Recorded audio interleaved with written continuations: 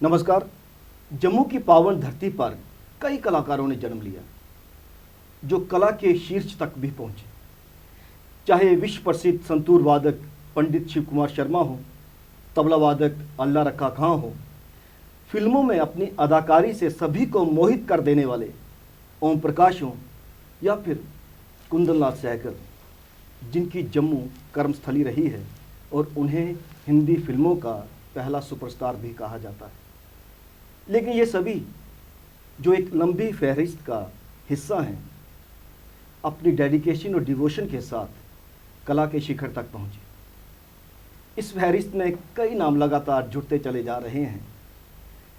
अस्तित्व, भाषा, संस्कृति और विरासत के आज के अंक में आपकी मुलाकात करवाएंगे एक ऐसी ही शख्सियत से जो पूरे समर्पण भाव के साथ रंगमंच को समर्पित है। राजकुमार बहुरूपिया। राजकुमार जी, आपका एक्सएक्शन स्टूडियो में बहुत बहुत स्वागत है। बहुत बहुत धन्यवाद राजू जी। सबसे पहले मैं ये पूछना चाहूँगा कि राजकुमार बहुरूपिया क्यों? खैर, ये कोई बहुत बड़ा सवाल नहीं है, बहुत पुरानी बात है। मुझे शुरू से रुझान था रंगमंच से, संगीत से, और चूँकि राजकुमार नाम से काफ़ी लोग थे जम्मू में जो इस फील्ड से जुड़े थे, और काफ़ी कहानियाँ हैं इस बारे में भी कि बुलाया किसी को पहुँच मैं गया, या बुलाया मुझे तो पहुँच कोई और गया। तो तब मुझे बड़ी एक शिद्दत से ये ज़रूरत महसूस हुई कि नाम के साथ कोई तखल्लुस होना चाहिए, लेकिन तखल्लुस कोई रिवायती ना हो, घायल, ज़ख्मी, ऐसा नहीं। मैं कोई अलग चाहता था। नहीं, सही बात।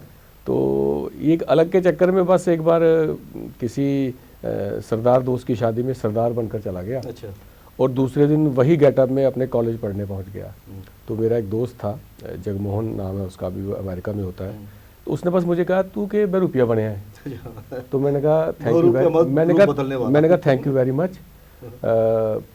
मैं तेरा मुझे तखल्लुस मिल गया, और जब तक ये मेरे साथ नाम रहेगा मैं तुझे याद रखूंगा। लेकिन तब ये वैसे रखा गया था, और आज ये एक ऐसा हिस्सा बन गया मेरी शख्सियत का कि इसके बारे में पहचान बन गई। आपकी शुरुआत रंगमंच से हुई या गायन से? क्योंकि आपने शास्त्रीय गायन में काफ़ी शिक्षा प्राप्त की। जी। ये बात शुरू करने से पहले मैं एक बात कहना चाहता हूँ इसके साथ ही, क्योंकि इससे और बात खुल जाएगी। एक हमारे विद्यारत्न आसी साहब हैं, उनका एक शेर है। विद्यारत्न आसी जी के बारे में बता दूं कि बहुत बड़े शायर हैं उर्दू के, बहुत नाम है उनके। जी बिल्कुल। तो उनके गज़ल का शेर है कि बेमकसद के जीवन जीना, बेमकसद के जीवन जीना मुश्किल है, घाट घाट का पानी पीना मुश्किल है। दरअसल मुझे अपने बारे में ये लगता है, जो आपने सवाल पूछा उससे जोड़ते हुए, कि शायद मेरी कोई ख़ास मंजिल नहीं है, मुझे कहीं पहुंचना नहीं है। बहुरूपिया इसीलिए तो। हाँ शायद, क्योंकि अगर मुझे कहीं पहुंचना हो तो शायद मेरे माइंड में एक लक्ष्य हो और फिर मैं वहाँ तक पहुँच भी जाऊँ। मैं बस हर चीज़ के शिखर तक पहुँचकर उसका स्वाद चखकर अब नया कुछ देखते हैं। इसीलिए शायद कोई एक पहचान मेरी नहीं बन पाई, और इसका जितना कष्ट है उतना आनंद भी है कि मैं खुद तो उस पूरी जर्नी का मज़ा लेता हूँ। लेकिन अगर कोई कहे कि अच्छा जी आपको यहाँ बुलाना है तो किस नाते बुलाएं, तो मैंने कहा ये फैसला आप खुद कर लें। तो उसके लिए एक नाम है ना, मल्टी फैसेटेड पर्सनैलिटी। हाँ, वो जोड़ ज़रूर दिया गया है, पर मुझे लगता है वो एक काम चला हुई बात है, क्योंकि जैसे master of all trade and jack of all trade master of none. तो लेकिन मैं ज़ाती तौर पे ये ज़रूर समझता हूँ कि जिस विधा से मैं जुड़ा हूँ, मुझे हर एक चीज़ ने दूसरे के साथ कम्प्लीमेंट किया है। मैं ये कहना चाहूँगा कि ये थोड़ा सा हम्बल होके बोल रहे हैं, अदरवाइज एज एक्टर इनकी एक पहचान है। एज राइटर भी लगातार जो क्रिटिकल पेपर लिखते हैं, एज क्रिटिक पेपर लिखते हैं, उसके तौर पे भी पहचान है। शास्त्रीय गायक के तौर पे भी पहचान है, न्यूज़ ब्रॉडकास्टर के तौर पे पहचान है। क्या कहेंगे फिर? मैं वही आपको कह रहा हूँ कि जैसे रंगमंच से मेरी शुरुआत हुई, और रंगमंच एक ऐसा अम्ब्रेला है जिसके अंदर ये सारी विधाएं शामिल हो जाती हैं। और मैंने बड़ी ईमानदारी से सब 89 से मैंने थिएटर शुरू किया है। बड़े बड़े नाटक किए आपने, रक्त बीज जैसा नाटक। जी जी जी बिल्कुल, रक्त बीज किया है, एक था गधा किया है, काफ़ी लंबी फेहरिस्त है, और आपने वो देखे हैं, आपने उन पे लिखा है। और भी आपने। हाँ बिल्कुल, वो गुजर गया, बिल्कुल वो चले गए। उनके साथ इकलौता नाटक था, और उस एक नाटक ने लगभग आधा भारत घुमा दिया। तो ये अच्छी यादें हैं। लेकिन मैं ये कह रहा हूँ कि आपने उन पे लिखा है, और आपके लिखे से भी हमें काफ़ी कुछ ये समझने का मौका मिलता था कि लिखा कैसे जाए, क्रिटिसिज्म कैसा हो। और ये मैंने तो वैसे ही एक्सीडेंटली लिखना शुरू किया। किसी ने कहा पेपर लिख दो, मैंने कहा जी मुझे पेपर के वो जो एथिक्स हैं लवाजमात उनका नहीं पता, मैं तो अपने तरीके से लिखूंगा। कहते वैसा ही चाहिए, वैसा ही चाहिए, और वो वैसा ही चल पड़ा। क्योंकि पेपर एक फॉर्मेट में नहीं लिखा जाना चाहिए। हाँ, मुझे वो उसका फॉर्मेट का पता भी नहीं था, तो मैंने कहा मैं कैसे लिखूंगा। शायद साहित्य अकादमी का वो कोई प्रोग्राम था और प्रोफेसर ललित मुगोत्रा जी ने कहा नाटक पे लिखना था। तो जब मैंने लिख दिया, और वाकई आप भी शायद उस प्रोग्राम में होंगे, वो शायद दीनू भाई पंत के नाटकों पर था, कोई 4-5 साल पहले की बात है। वो इतना सराहा गया और मैं डर रहा था कि कोई ये ना कहे कि ये ऐसे नहीं लिखा जाता। तो उसके बाद से थोड़ी जैसी डोगरी चाका खुली गया, हिम्मत बढ़ गई, तो बस अब ये सफ़र जारी है। मैं दर्शकों के साथ ये बात शेयर करना चाहूँगा कि जब भी इनको किसी विधा पे पेपर लिखने के लिए कहा जाता है तो बहुत कंसर्न रहते हैं, और लगातार कई किताबों का अध्ययन करने के बाद पेपर लिखते हैं। एक अच्छी बात भी है, क्योंकि उससे पेपर की भी कई परतें खुलती हैं। तो आपकी शुरुआत बेसिकली रंगमंच से? थिएटर से, रंगमंच से। रंगमंच मेरा पहला प्यार है। रंगमंच मैं आज भी करना चाहता हूँ, करता भी हूँ जब मौका मिलता है। लेकिन राजू जी, दिक्कत ये आप भी जानते हैं कि आप वक्त की कमी रहती है। वक्त की कमी भी रहती है, जिसे आजकल बेवकूफ़ी कहा जाता है, लेकिन पहले जो इसका पार्ट था वो कमिटमेंट थी। और पैसों की बात हमने ना कभी सोची ना कभी की। पैसा बाय प्रोडक्ट था, मिलता गया जो भी था। मतलब अगर पैसा ना भी कहे तो आज अगर कुछ भी मिल रहा है तो उसके पीछे बदौलत ही है। मतलब हम डायरेक्ट पैसे के लिए किसी के साथ नहीं गए। तो कमिटमेंट का मतलब था कि जिसमें फिर दूसरी बात कोई नहीं होती थी। कमिट मतलब कमिट कर दिया। आजकल वैसे 10-12 पागल लोग एक साथ मिलना बड़ा मुश्किल है, और नाटक उसके बिना नहीं होता। चाहे मंच पर एक अभिनेता भी हो, तब भी उसके पीछे एटलीस्ट 10 लोगों की टीम होती है, तो वो नाटक हो पाता है। तो इसलिए अब थोड़ा कम हो गया है, मैं नहीं कर पाता हूँ। तो उसके बाद आप institute of music and fine arts में दाखिला लिया आपने शास्त्रीय गायन? जी बिल्कुल, मैं क्योंकि संगीत से भी थोड़ी रुचि थी। हालांकि शास्त्रीय गायन के बारे में बिल्कुल कुछ नहीं जानता था। सारे गामा मैंने पहली बार वहीं जाके सीखा, और बेसिकली कोई था जो इस तरफ रुझान रखता हो? ऐसा तो कोई नहीं था, लेकिन चूंकि हाँ, मतलब हमें कभी घर में मना नहीं किसी ने किया। पिताजी ने हमेशा प्रोत्साहन हमेशा मिला। कोई मतलब गांव में शादी समारोह में जाते थे, पिताजी कहते थे कोई देशभक्ति का गीत सुनाओ, तो हम सुना देते थे। आवाज में सुर था ना, इसीलिए पता नहीं इंस्पायर हुए कि आप संगीत की तरफ भी जाएं, शायद ऐसा कह सकते हैं। तो बस म्यूजिक एंड फाइन आर्ट्स में एडमिशन लेने बेसिकली इसलिए गया था कि मैं चाहता था मैं NSD करूं। अच्छा। तो उसके लिए कम से कम ग्रेजुएशन होनी चाहिए। तो ग्रेजुएशन सबसे नज़दीक मेरे लिए म्यूज़िक ही था, क्योंकि उससे उसका जुड़ाव भी था। बट अनफॉर्चुनेटली अभी ग्रेजुएशन के बीच में था, तो पिताजी की मृत्यु हो गई, और फिर जैसा हमारे हिंदुस्तानी घरों में होता है, जिम्मेदारियाँ पड़ी, फिर मैंने वो इरादा छोड़ दिया। रहते हैं जी बिल्कुल। तो वहाँ से सीख के आपने प्रोफेशनली फिर सिंगिंग की? नहीं, मैं चूँकि मैं वहाँ से जो सीखा वो क्लासिकल म्यूज़िक सीखा, और क्लासिकल म्यूज़िक ही मेरी जो है की तरफ ही मेरा रुझान भी था। और हाँ, मैं कोई इतना अच्छा नहीं गाता हूँ कि मुझे कोई स्टेज पे, हाँ, लेकिन चूँकि क्लासिकल की कोई स्टेज भी बहुत कम है, परफॉर्मेंस ऐसी नहीं होती हैं, और उसके आगे भी मैं ज़्यादा कुछ नहीं कर पाया। पर जब मेरी यहाँ फिर जॉब लग गई, फिर उसके बाद मैंने मास्टर्स भी की, नेट सेट भी किया, और चूँकि एज ए म्यूज़िक डायरेक्टर मैंने काफ़ी थिएटर में भी काम किया। और जहाँ मेरी अभी जॉब है institute of music and fine arts के कथक डिपार्टमेंट में, तो वहाँ उनकी जो भी प्रस्तुतियाँ होती हैं कथक की, उसमें मैं वहाँ पर गायक और कंपोजर की भूमिका निभाता हूँ। जितनी वहाँ ज़रूरत है वो पूरी हो जाती है। जी। रंगमंच, शास्त्रीय गायन या सुगम संगीत जो भी आप गाते रहे, उसके साथ फिर आप रेडियो की तरफ रुझान हुआ? जी। As announcer? जी बिल्कुल। समाचार उद्घोषक? बिल्कुल, मैं के साथ बिल्कुल हाँ, दूरदर्शन से मैं समाचार वाचक हूँ 2008 से। अच्छा। और लगभग उसी टाइम मैंने रेडियो का उद्घोषक का भी अप्रूव कर लिया। लेकिन हुआ ये कि रेडियो का वो भी एक अच्छी कहानी है। 2008 में ऐसा हुआ, दरअसल मैं जाता नहीं था। बेसिकली ये एक छोटी सी स्टोरी है, बड़ी आपको मज़ा आएगा सुनने में। शिवराम दीप जी के बेटे थे, वो भी अब गुजर गए, संदीप जी, तो वो मेरे कलीग थे वहाँ institute of music and fine arts में। तो उन्होंने मुझसे कहा कि मैंने पिताजी का एक कार्यक्रम करना है, आप एंकरिंग करोगे। ये मेरा डोगरी संस्था के साथ, शिवराम दीप जी बहुत बड़े कवि, बिल्कुल गज़ल गो शायर थे। तो ये मेरा डोगरी संस्था के साथ भी आप मान लीजिए कि पहला ही एक मतलब मुलाकात थी। तो वो मैंने जब एंकर किया प्रोग्राम, तो उस समय रेडियो और दूरदर्शन दोनों के जो डायरेक्टर थे, मतलब रेडियो के भी वो चीफ गेस्ट थे। केसी दुबे जी रेडियो से थे, और दूरदर्शन से महेश चोपड़ा जी थे शायद।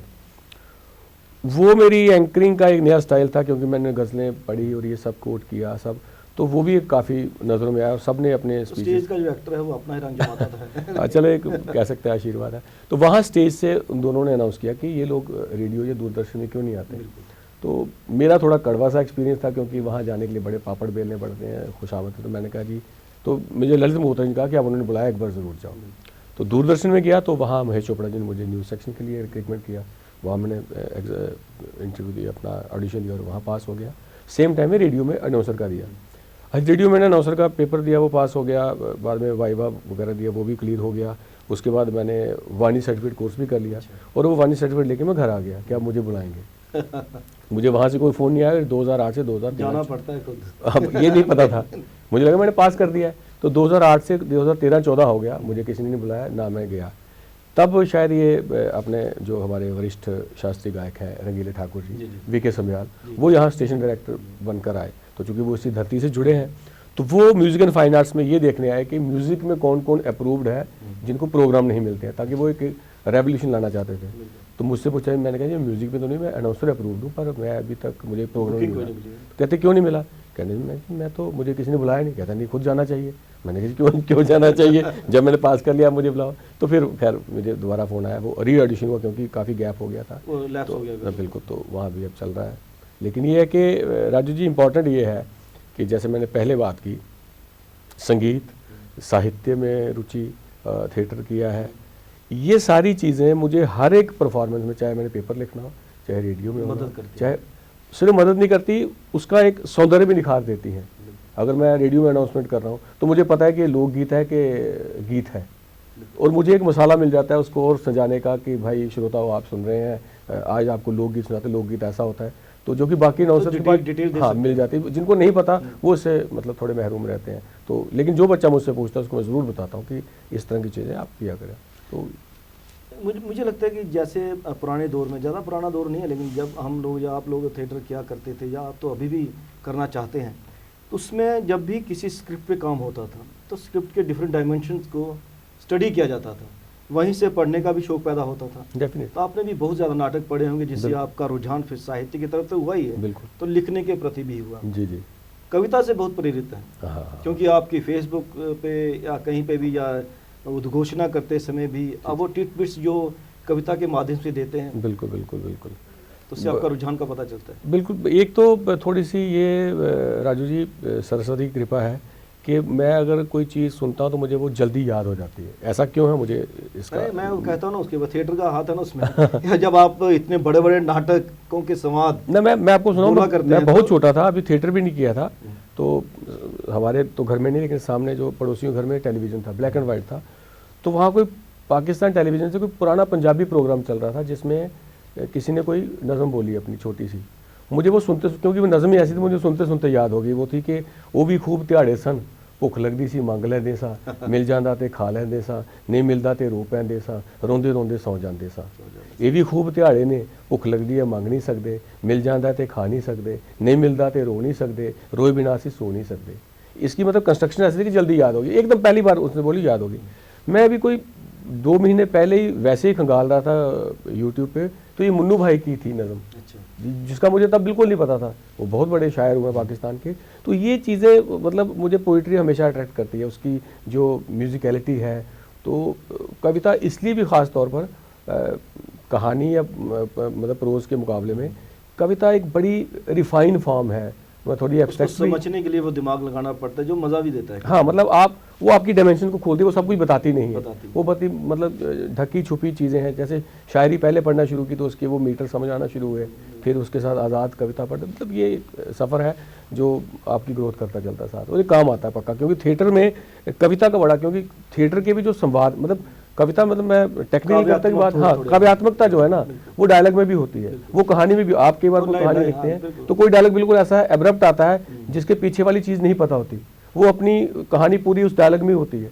तो वो आपने किसी शिद्दत से लिखा है, वो पढ़ने वाले को समझ आना चाहिए और आ भी जाता है अगर आपने दिल से वो चीज़ लिखी है। तो मैं कविता उसी को मानता हूँ बेसिकली, कि जिसके आगे पीछे कुछ ना हो, बस वही की वही बात हो, उसने ऐसा देखा और फिर कहा, ये ना हो जो कहा सिर्फ वही हो। पाठक के लिए थोड़ा छोड़ देना चाहिए कि वो अपने हिसाब से चले। बिल्कुल बिल्कुल बिल्कुल बिल्कुल, हम थोपना नहीं चाहिए अपने, बिल्कुल। वो तो कहानी में अपनी थोप दे। आजकल जो कहानी की सक्सेस कही जाती है कि कहानी को आपने हिंदी फिल्मों की तरह एक एंड पे जाके ख़त्म नहीं करना है, एक ऐसे हाँ, पॉइंट छोड़ दो। आप ओपन छोड़ दीजिए, या केवल कोई कविता भी करते हैं, मतलब वो जैसे लिख दिया किसी ने कि मेरी कमरे की खिड़की से तुम्हारी शब्द रूपी बेल जब आई।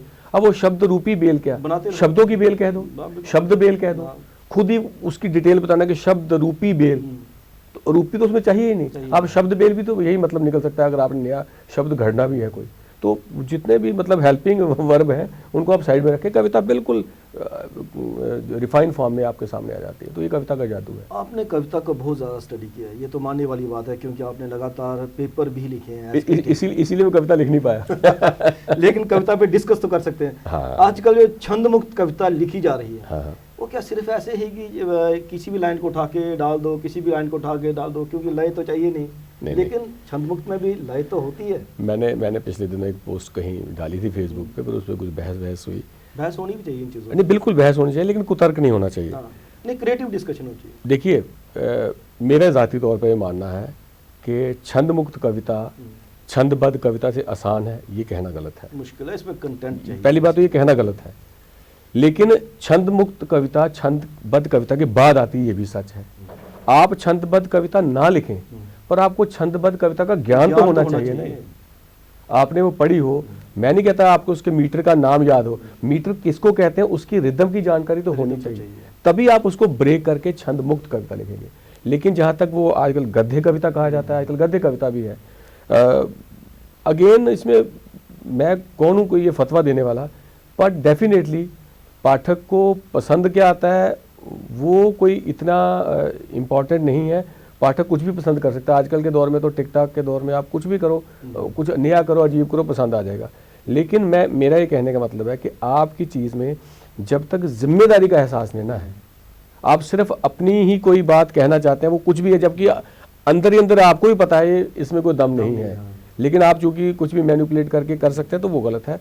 आप में जिम्मेदारी ये है कि आप ये कहेंगे इसमें जी इतने व्यूज आ गए। अब व्यूज तो किसी भी चीज़ पे आ जाएंगे, तो आपने क्लिक किया, व्यू आ गया, किसी भी चीज़ पे आ जाएंगे। नहीं, तो जो आपका क्वेश्चन है वो वहीं पे खड़ा है कि छंदबद्ध कविता है छंद मुक्त कविता, ये सवाल ही नहीं है। क्या वो कविता है या नहीं, कविता होनी चाहिए। इंपॉर्टेंट ये है। आप कहानी लिखें, फिर उसको कंप्यूटर पे कहीं भी एंटर मार के छोटी लाइन बड़ी लाइन कर दो, कहीं कविता है, तो ये तो स्वीकार ही नहीं है। एक चीज़ और मैं पूछना चाहूँगा, क्योंकि आपने ना केवल क्षेत्रीय भाषा में लिखी जा रही कविता को पढ़ा है, नाटकों को पढ़ा है, इसलिए पढ़ा है क्योंकि आपने लगातार उन पे पेपर भी लिखे हैं। कहा जाता है कि अब साहित्य में चोरी भी बहुत होने लगी है, लेकिन आजकल चोरी करना क्या इतना आसान है, क्योंकि इंटरनेट का दौर है। नहीं, बिल्कुल, ये इसमें एक बात और जोड़ दूँ, चोरी पहले भी होती थी। वही मैं कहना चाहता था, पहले पकड़ी नहीं जाती, पहले चोरी पकड़ी नहीं जाती थी, अब बेसिकली चोरी पकड़ी जाती है। लेकिन कमाल ये है कि कुछ लोग जानबूझ के ऐसी चोरी करते हैं जो पकड़ी जाए, अच्छा, सिर्फ वायरल होने के लिए कि वो चोर कौन है, ये रहा।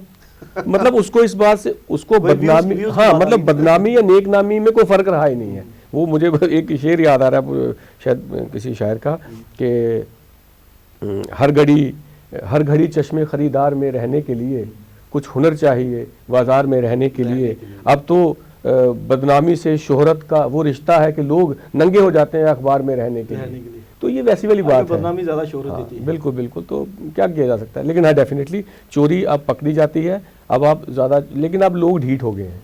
पहले अगर आप किसी को बाजार में कह देते थे भाई तुमने, ज़्यादा लोगों पर जब इल्ज़ाम लगने लगे तो फिर नहीं, मैं कह रहा हूँ एक छोटी सी बात है, हमारे फादर के टाइम तक की बात है, जब आप किसी को कहते थे कि आप झूठ बोल रहे हैं, तो वो ये बात है कि इल्ज़ाम समझी जाती थी कि तुमने मुझे झूठा कहा है, अब साबित कर। हाँ, तो आजकल कहो कि तुम झूठ बोल रहे हो, तो कहता है अब इसके बिना तो काम ही नहीं चलता, ये तो क्वालिटी बन गई। तो यही फ़र्क है। ठीक, मूलतः क्योंकि आप रंगकर्मी हैं, तो रंगमंच की तरफ दोबारा लौटें, तो जम्मू में जो रंगमंच चल रहा है, ऐसा कहा जाता है कि जम्मू में स्टाइलाइज थिएटर भी होता है, बॉडी थिएटर भी होता है, रियलिस्टिक थिएटर भी होता है, नुक्कड़ भी होते हैं। तो जितनी भी फॉर्म्स हैं थिएटर की, उसमें आप कौन सी प्रेफर करते हो कि एक्टर को ग्रूम करने के लिए, ताकि वो सिक्योरिटी फाइनेंशियल चाहता है, जो फाइनेंशियल सिक्योरिटी क्योंकि मिलेगी अगर वो बाहर जाके टेलीविज़न में काम करता है या फिल्मों में काम करता है, कौन सा थिएटर फॉर्म करना चाहिए? हाँ, वैसे तो हर थिएटर की अपनी अलग जगह तो रहती है। ये बिल्कुल वही बात आ गई जो आपने मुक्त छंद और छंदबद्ध की पूछी ना। इसमें भी जो रियलिस्टिक थिएटर है ना, वो तो पहले करना ही चाहिए। मतलब जिसमें एक पूरा रियलिज्म, हालांकि वो रियलिज्म क्या उसमें उसकी बड़ी बहसें हैं, बट मेरा रियलिस्टिक तौर पे जो, हाँ, मेरा मोटे तौर पे रियलिस्टिक थिएटर से कहने का मतलब है ये बिल्कुल जो बेसिक जो आदमी है वो आदमी है, जो औरत है वो औरत ही है, वो पहले करना ही करना। कनेक्ट करना चाहिए कि हाँ, हम में से ही है। हाँ बिल्कुल, मतलब पहले वो सबको करना चाहिए, जिसमें आपके वॉइस मॉड्यूलेशन भी आ जाती है, आपके नाट्यशास्त्र के अनुसार जो हाव भाव है वो भी आ जाते हैं। जब आप उसमें परिपक्व हो जाएं, आपको उसका पूरा मजा आ जाए, उसके बाद एक खुला मैदान है, आप स्टाइलाइज करें, आप कविता का थिएटर करें, आप ये करें। हाँ, ज़्यादा नुक्कड़ की बात है वो थोड़ा डिफरेंट है। और ये राजू जी, ये त्रासदी भी है कि नुक्कड़ बेसिकली शुरू हुआ था एक मतलब स्लोगन थिएटर की तरह कि कोई सामाजिक बुराई है, कोई कहीं कोई फॉर्म ऑफ थिएटर, प्रोटेस्ट नारेबाजी वाला थिएटर, जैसे मोहन सिंह जी करते थे, वो हॉस्पिटल गिरा वहाँ पे तो कर दिया। लेकिन अब ये कमाल है कि अब थिएटर का इस्तेमाल एजेंसीज भी करती हैं अपनी करने के लिए, तो ये अब ये बिल्कुल ये वैसी वाली बात है, इसको आप क्या कर सकते हो। लेकिन डेफिनेटली जो नुक्कड़ है वो एक डिफरेंट चीज़ है, उसमें एक्टर ही चाहिए, उसमें एक डिफरेंट कमिटमेंट चाहिए, उसमें आपको अपनी बात बाजार में खड़े होकर लोगों तक पहुंचानी है, उसमें नाटक के, हाँ उसमें नाटक के या नाटकीयता के वो एलिमेंट नहीं आ सकते जो एक आपको थिएटर में बैठकर प्रोसीनियम थिएटर देखने का मज़ा आता है। बाकी जम्मू के थिएटर की अगर बात करें, 20 साल पहले भी ये बात थी कि अच्छा और बुरा दोनों हो रहे हैं, उससे 20 साल पहले भी ये बात थी कि अच्छा और बुरा, आज भी हो रहे हैं। आज भी जो अच्छा कर रहे हैं बहुत अच्छा कर रहे हैं। नए लड़के इफ्रा कर रही है, वो अभिषेक भारती इतना अच्छा थिएटर कर रहा है, रविंदर शर्मा है लड़का, वो अच्छा थिएटर कर रहे हैं। इसके साथ साथ तो जो मुझे सबके नाम नहीं याद आ रहे, जो लेकिन ये कहा जा सकता है बलवंत ठाकुर हो या दीपक कुमार या मुश्ताक आक हो, एक अच्छी रिप्लेसमेंट मिल रही है। बिल्कुल बिल्कुल बिल्कुल, मतलब थिएटर खत्म नहीं हो सकता। टेलीविजन या यूट्यूब का जो मर्जी दौर है, थिएटर हमेशा जिंदा रहेगा, क्योंकि अल्टीमेटली लोग इस स्क्रीन से उकताएंगे पक्का, क्योंकि थिएटर में हमेशा नयापन है। थिएटर की एक ही परफॉर्मेंस को भी 2 बार देखा जा सकता है, दोनों बार वो अलग होगी, चाहे एक्टर भी सेम हो, संवाद भी सेम हो, हॉल भी वही हो, उसी दिन में कुछ बिल्कुल बिल्कुल। तो थिएटर से तो एक जुड़ाव रहना चाहिए, और हर एक बच्चे को, हर एक इंसान को कम से कम 1-2 बार थिएटर जिंदगी में देख, ऐसा कोई इंसान नहीं होना चाहिए कि जिसने नाटक नहीं देखा हुआ, उसको पता ही नहीं उसमें डेफिनेटली। आप एक्सेल स्टूडियो में ढेर सारी बातें की, आपका बहुत बहुत शुक्रिया। राजू जी, आपका भी बहुत बहुत धन्यवाद कि एक्साइसिस के इस प्लेटफॉर्म से आपने मुझे समय दिया, और उम्मीद है कि दोबारा इस बात का सिलसिला जारी रखेंगे। आपका बहुत बहुत शुक्रिया। अस्तित्व के संक में आपने बातचीत सुनी राजकुमार बहुरूपिया जी से, जिन्होंने कहा कि थिएटर एक माध्यम है पर्सनैलिटी डेवलपमेंट के लिए भी, और बहुत ज़रूरी है। हर किसी को कम से कम थिएटर देखना बहुत ज़रूरी है, और करना भी चाहिए। एक्सेल स्टूडियो से कैमरा पर्सन करण सिंह के साथ राजेश्वर सिंह राजू को अब दीजिए इजाज़त। नमस्कार।